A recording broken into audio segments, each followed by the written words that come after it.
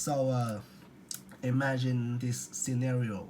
You work for a pharmaceutical company and discover that a popular drug has several side effects that have been concealed from the public.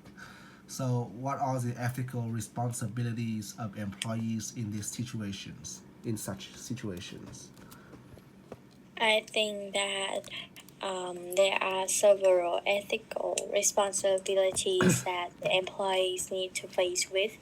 That like about these situations, it is a quite complicated situations because the employee need to stand in the border of in the border of being quit from the job if they leak out the informations um, or it's just about the ethical problems that it will affect to other people health, and it just depends on other people um, thoughts or personalities to choose in these situations whether they want to like look out the to announce this information, this severe information to other people or not. So how does whistle blowing impact the individual and society? so honestly, I think that those who are bold enough to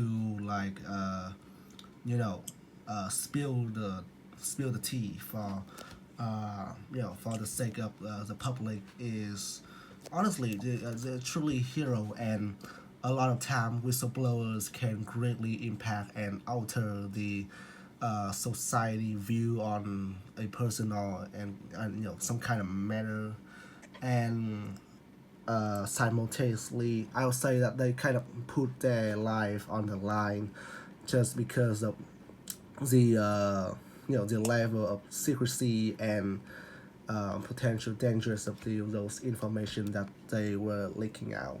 So I think one of the most famous whistleblowing case was from a Chinese doctor who revealed that a lot of patients in his hospital were transferred to a organ harvesting facilities where they will be killed, or I mean they probably already die, or they get they were executed in those facilities, and their organ will be used for like black market or for uh, you know they will be sell as some kind of products for rich people and people on the higher ups. And I mean, a whistleblower like that, they brings a lot of they bring matters in the shadow to light, and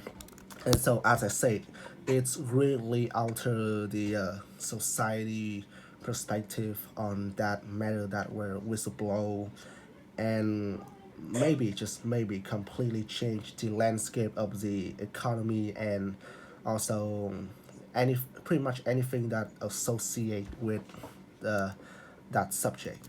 So I would say that they have a significant impact on you know related aspect. And first of all, of course, as I said before, those a lot of times the people that they were leaking information from are very powerful, and who knows, they might get executed by assassin.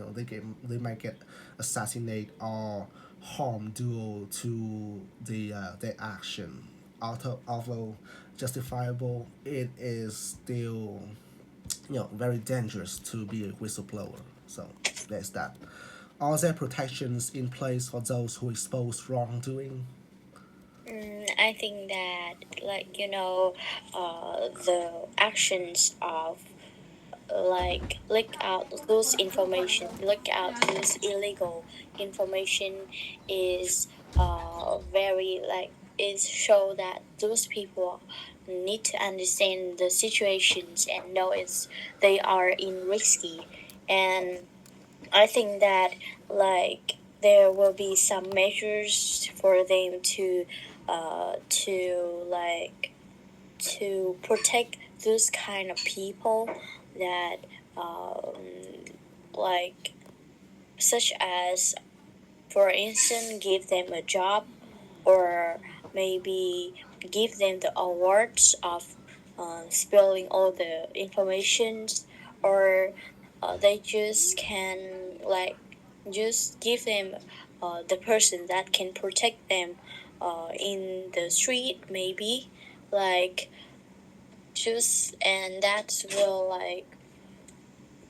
will protect those kind of people. Okay, so for another question, about the topic is honesty and protecting feelings. The scenario is your close friend has spent months preparing for a performance and asked for your honest opinion afterward. You thought the performance was poor and lacked preparation. Do you tell it's honestly always the best policy? Oh, honestly, in this situation like this, where your friends pour off their soul and heart into something such as a performance, to be honest, I wouldn't like kind of I wouldn't kill the mood like that, because I mean obviously if they were hearing something like that, they it's just all came crash down. And I mean I it's just breaking the dream of people. So what I would do instead is you know just give them some feedback, throwing a bit of white lie, so that they feel confident about themselves, which I believe is very important for any kind of performance, especially like artistic and musical important performance, where confident and have a good level of self-control is necessary. Yeah, and on top of that, if I thought it was poor and lack preparation, after all, it's just my own opinion. So it's just my opinion. It's just it comes from one individual, so it might not account for the kind of like true value of the performance. So I mean, I wouldn't dare to break their heart or anything. Just kind of passively give them idea and way to improve. So how can you provide constructive criticism without causing offenses? So honestly, I'm a very straightforward person. That I know how to giving opinions without invader or like offense to, um, like causing offense to other people, that they might feel sad or bad with my like opinions, with my suggestions. Firstly, I think that the first way to provide constructive criticisms is you need to say the good things about their actions or about their work. For instance, you know that all of the things have both sides, like as a coin as two sides. They both have merits and demerits of the problems. So they need to understand about like um the good things that they have done. Then you can like gradually say about how they have not good about, um, and then you can explain to them, and you can give them like a measures to tackle the problem too, so that they will like understand that you are helping them, not in there and criticize their work. And that's the way that I usually use to giving opinions or helping other people. And The next question is: does withholding the truth help or hinder personal growth? Well, to be honest, I would say that you know keeping the truth it depends because I mean after all you can't just lie all the time because you know it's that's just overindulgent if you know what I mean. While it is good to have to encourage people and you know give them hope, uh, you know, if you over sheltering them or you always say good things about them without giving feedbacks and room for improvement, those individuals will eventually become stagnated. And one of the most important things in life is progressions, which is something criticisms can do. So my take is that withholding the truth, I think it's lean more into hindering one's ability. Because while it is as I say it's good to give others confident and positive energy, uh, to me, give them the reality would allow them to not only have a humble mindset but also a intrinsic um, motivation. So what I mean by that is, they kind of always think about constantly improving and self betterment. So that like how should I put it to work? Like they have always have a hunger to be better, which I think is very important for one's not only physical but also mental growth. So yeah. So the next and last scenario is your family expects you to participate in a traditional ceremony that goes against your personal beliefs and values. How do personal identity and cultural heritage intersect? So I think it's a quite tricky question about the personal identity and the cultural heritage. There are still some of the similar. Um, you know that the cultural heritage is something really huge, really significant, and it's a thing that about all of the people in the country, all about the community. But the personal identity, it's just like individual things. So there will be like some effects because you know that individuals can be affected by their upbringing and the communities around them, the environments around them. So that's the reasons why I believe that the cultural heritage can influence to the personal identity, and it will change the ways people think, the ways people do, and also change their like how they identify themselves, and also like maybe they can understand more with their cultural heritage, and they will maybe sometimes it can evoke the feelings of patriotism inside of their personalities, and yeah, maybe that is my opinion. So for the next question, what are the consequences of rejecting or accepting cultural traditions? So to be honest, I think cultural continuity is kind of like a double-edged knife. On one hand, it's I mean it's a continue of a culture of a certain value and uh, aspect that were passed down through generation, and I think that it's pretty hard, but what I'm trying to say is that it's give you a sense of identity.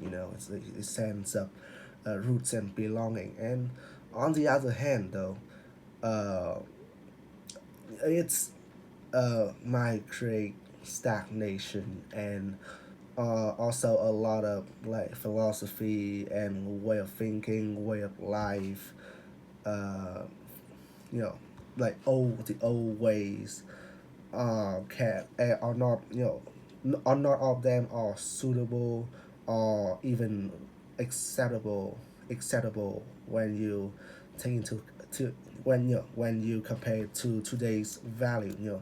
So it's always have to be kind of like a you have to always weigh thing between the advantages and uh, disadvantages while I mean, as I say, rejecting cultural traditions not only means that you kind of lost some of your identity in a sense, but also you are actively put a whole culture, a whole stories of people of your ancestor and forefathers uh, into like you know you are kind of actively pushing it to extinction. I don't know how to put it in word, but it's a losing of culture. Uh, so the consequence is pretty huge. Well, and simultaneously, if you embrace and accept traditions, it's kind of, I would say that you have a sense of proud, patriotism, and a sense of roots belonging where you feel not only responsible for continue what has been passed down, but also by inherit those values you like kind of once can bring it to kind of, as I said, preserve it and continue pass down and use it. So it's kind of like a thing to honor the past, and you get my point. So last question: how can individuals navigate conflicts between tradition and modern values? Okay, so it is also a quite complicated question.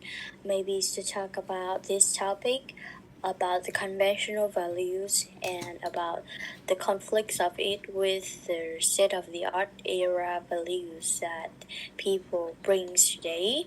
Maybe to tackle the problems, to tackle the conflicts between this. I think that maybe the ways that we can prevent and we can solve the problems is we need to educate people. Education is one of the significance, like significant roles in in like navigating things, and especially the awareness of people.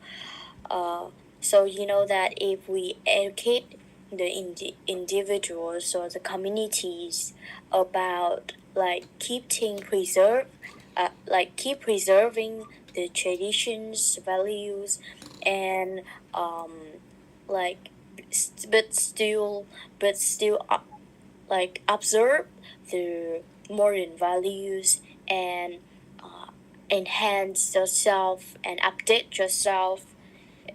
It's quite like listen to it is quite conflict between them, but if you understand that um, like preserving the traditional values such as keep wearing outside in the Monday of each like of each week, and also one week that we can wear whatever we want, one day that we can wear whatever we want, and we can like make a similar, we can like that combine the two values together and educate people to understand about the both of the things, and that will help them to still will not always be really conventional, always be like traditionals, but still show that we are Vietnamese person and we have the values of it of our own persons, but we still understand about the modern world, about the ways work now, and that's one of the ways that I suggest that individuals can uh, do to navigate those conflicts. That's all.